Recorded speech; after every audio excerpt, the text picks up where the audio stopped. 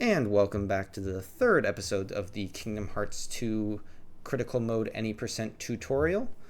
In this episode, we're going to be covering the Mysterious Tower segment, picking up right where we left off from Roxas World, where we're finally going to take control of Sora. Let's get into it. So we're going to immediately start this off with a big old menu that I will take you through nice and slowly because there's a lot going on in it. So it's going to start you off in the party menu. We're going to quickly back out of that and go right into customize. Kind of did that quickly, but right into the customize, which is one up input. We're going to do another up input to get instantly down to Goofy.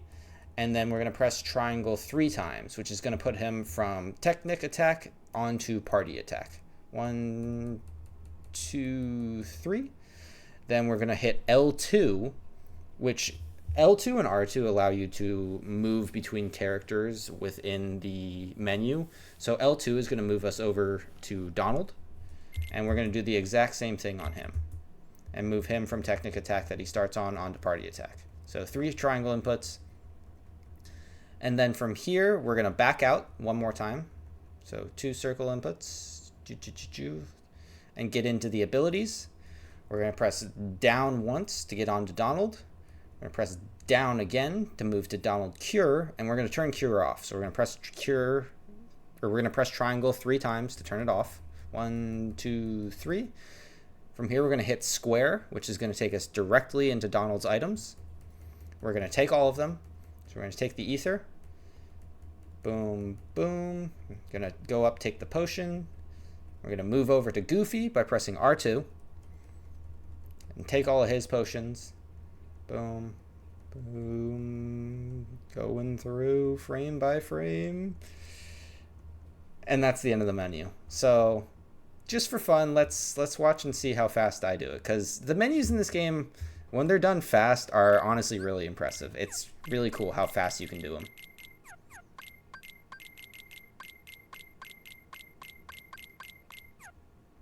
And we're out. So the way this world starts off is with a couple of death abuses. So there's going to be back-to-back fights where we're going to try to die intentionally. The first one is where there's a bunch of Dusks.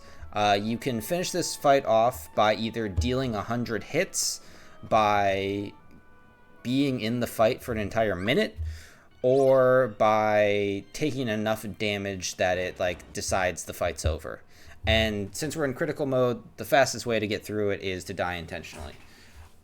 The way I'm going to show you how to do it is a nice setup to hopefully be able to die quickly, but it's by no means guaranteed. I'd probably say it's like 50 or 60% effective, or at least the exact scenario that you're about to see here. So what I'm going to do is I'm going to immediately provoke the Dusk that's right in front of me. So I'm going to jump and do an air hit on the Dusk directly in front of me. And once I do that, I'm going to take a small step towards this guy and then start running a little bit this way. So small step this way and then run this way. The hope here is that when you hit this guy, or this guy, when you hit him, is automatically going to come and retaliate and attack you. The hope is that this guy right here is going to start doing his upside down walk. So in order to get through this fight, you have to be hit 3 times, but that can happen in a bunch of different ways. The slow way is to get hit with normal attacks 3 times. The fast way is to get hit by 1 normal attack and then 2 swings of the upside down walk. So let's see what that looks like as I play it all the way through. We're going to poke, do a little step there, and then run this way. Get hit by that guy, and then intentionally get hit by the upside down walker. Again, what I was saying is, unfortunately, this isn't consistent. I wish it was. Sometimes you just stand around like an idiot hoping to get hit. In those cases, go ahead and smack another guy. Hopefully they'll come and attack you, and your party members won't accidentally attack them. You could also hope for upside down walks from some of the other Dusks. It's really just, do this setup and hope for the best. Let's watch it through kind of again. Watch me walk over. I'm going to run this way so that this guy comes after me to hit me, and it gives me enough time for my iframes to go away after getting hit, so I can then be hit by this guy. That's the point of like running this way afterwards. So he comes and smacks me, this guy gets up to upside down walk, boom, and then I jump into him to get hit twice, ending the fight.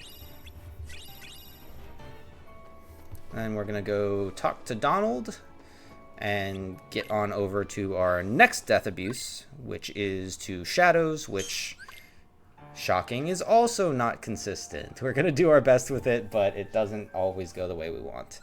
In this video, I'm pretty sure I get a not super common scenario.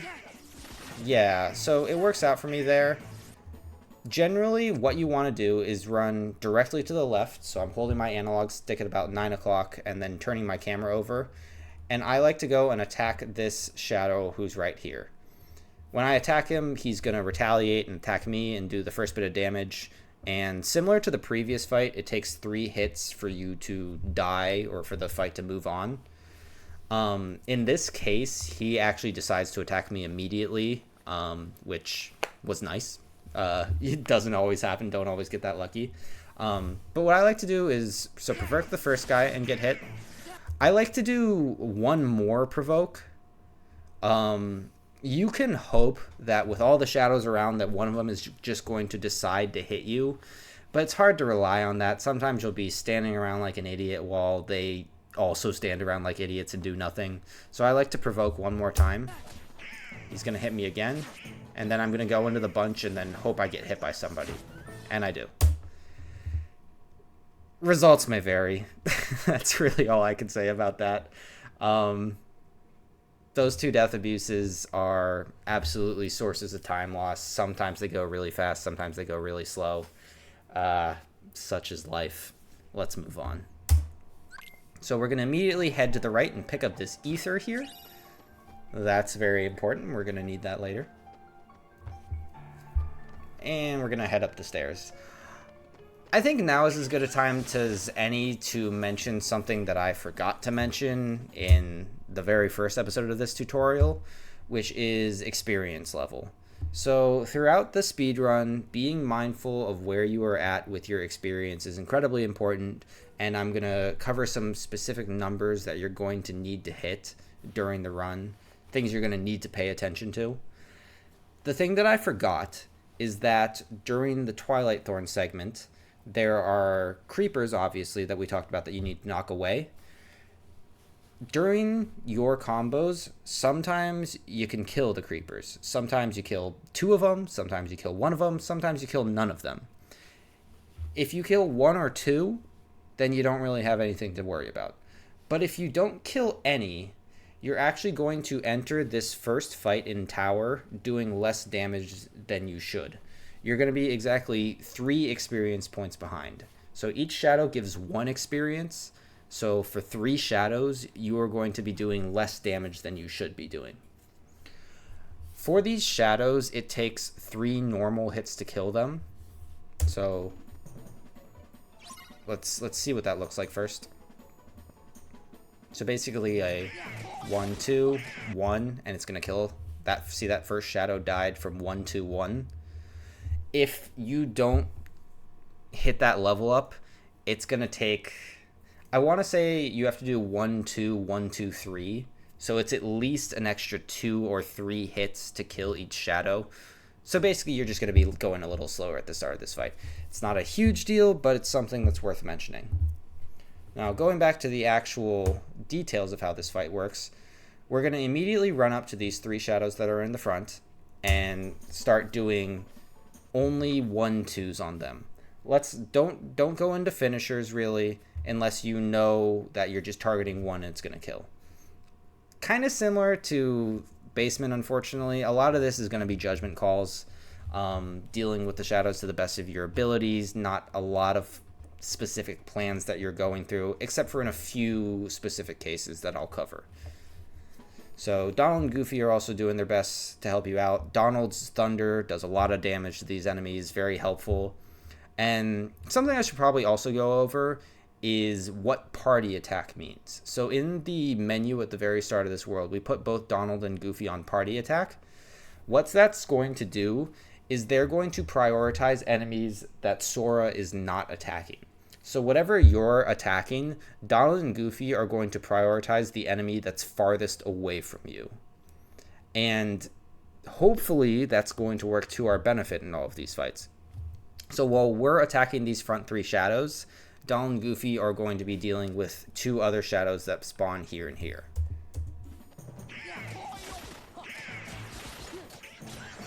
So you see Donald helps kill that guy on his own. And we're just working to clear him out. Just doing 1-2s. They troll and go underground.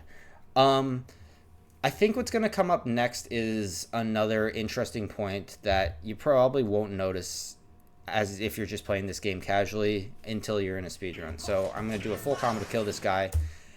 And I want to be around here or around here. On either side, it doesn't really matter, to deal with this shadow first.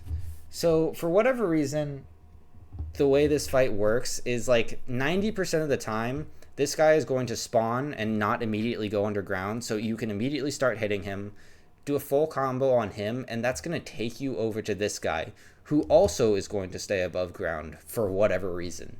Shadows are pretty damn random, except for like in very small cases where they seem to do the same things at the start of fights. It's not 100% guaranteed, but they're most likely to do it. So you're going to see me immediately jump into a full combo on this guy. Boom, boom, boom. And my combo actually clipped this guy here. That's not always going to happen. Sometimes it just kills this one. But this time, it hit this guy. So Sora can do 2 different types of air combo and ground combo finishers. He can do the strictly overhead one or the side-to-side one. The side-to-side one can hit more enemies, but the overhead one actually does a little bit more damage than the sideways one.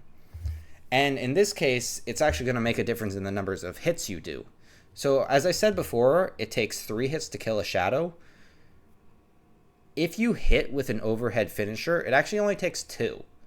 So it took me 3 hits to kill the first shadow, but you're going to see it's only going to take 2 to kill the second one because I hit him with this overhead finisher. Bam. Bam. And then from there, I'm just doing my best to clean these guys up as well as possible. Not too much I can go over. I get lucky they stay above ground there, but just to show you this setup one more time. So I'm ready to attack this guy immediately. Boom. That's just a quick way to get rid of those first 2. It's really the only part of this fight that I come in with a plan. And from there we move on to the soldiers. So in this fight we're going to learn an interesting property about soldiers. And that is, in this game, they have an RC called Cyclone. And if you hit them 3 times, so you're going to see me do 1, 1, 2, or maybe it's 1, 2, 1. Doesn't matter the order. About 90% of the time, they're going to give you their RC attack. And with that, this RC attack's super powerful. It's going to one-shot the soldier. And it's going to kill any shadows in its path. So our goal here is to make the soldier do his RC and then try to hit as many shadows with it as possible. And I said 90% before. Unfortunately, sometimes if you do the 3 hits on him, he's going to decide to do his jump attack, which doesn't give you the RC, and it sucks. It's bad luck. It happens. Nothing you can do about it. Just random. So you see me run up and immediately attack him, do 1, 2, 1, 2, 3, and he gives me this RC. So after he gives me the RC, I run directly backwards to get into this bunch of shadows. Unfortunately, a couple of them go underground, so they're not going to get hit by this. But these other 2 guys are above ground. So running back into the group and then using this RC, I'm hoping that it's going to kill not just the soldier, but a couple of these shadows as well. So let's see what happens after I do it. 1, 1, 2, run back into the group, and okay, I got 2 of them. Not too bad. But it's nice to be able to not have to deal with those with physical hits. So I'm going to clear out these other 2 shadows with the help of my party members a little bit. And once all the shadows and the soldier are cleared out, it's going to spawn 4 soldiers in each corner of the arena. So there's going to be one right here, one over here, and then one down below. We're going to go for the one directly in front of us, and we're going to do the same 1-2-1 to provoke him. So the same 3 hits to provoke him to do his RC. 1-2. Actually, in this case, it's actually pretty important to do the 1-1-2, because if you do 1-2-1, there's actually a chance you might clank on this thing right here. And by doing the underhand swing as your last hit, you're not going to clank. It's a little much detail here, but just thought I'd point that out. So I'm going to do 1-1-2. I'm going to unlock from him so my camera doesn't get all funky and run directly backwards. When he starts coming over, when he does his RC towards me, I'm going to hit the RC back, or I'm going to hit the RC when he's coming over to me. And Sora is going to do it in an arcing motion like this. And then if you position yourself right and time it right, you're actually going to be able to take out all 3 at the same time. It's pretty tight positioning and timing, but you can pull it off, and it feels really good to do, I'll be honest. So watch. Bam. Takes out all 3. And if you're really lucky, then the boys will be dealing with the final soldier that you're not fighting, and will kill them will kill it for you. Doesn't always happen. You hope it does, but it's not guaranteed. You know, sometimes you gotta go finish them off yourself. But just to watch that again, I'm gonna do 1-1-2, run directly backwards. Once he comes over, pull out the RC, triple kill, super sick. And that's pretty much the end here. That's all there is to Tower. I'm going to show you one little nifty experience thing that I do. You don't have to do it, but I think it's kind of cool. There's going to be a soldier that spawns directly in front here. Once he spawns in, you can press X, and Sora will do a jumping air attack. And a full combo combined with Donald's Thunder that he does every time will kill it. Gets you a little extra EXP, doesn't lose you very much time to movement, could potentially get you 10 more money. It's just a nice little thing to put you in a better spot experience-wise. Not necessary, but doesn't hurt to do it. Bum, bum, bam. Nice. 7 experience and 5 money. Why not? And that's where we're going to end it here. That's all there is to Tower. Pretty short world. In the next episode, we're going to be covering Hollow Bastion 1, which is pretty much just Bailey. Something I'm sure you've heard every speedrunner complain about. So look forward to that, and I'll catch you guys in the next one.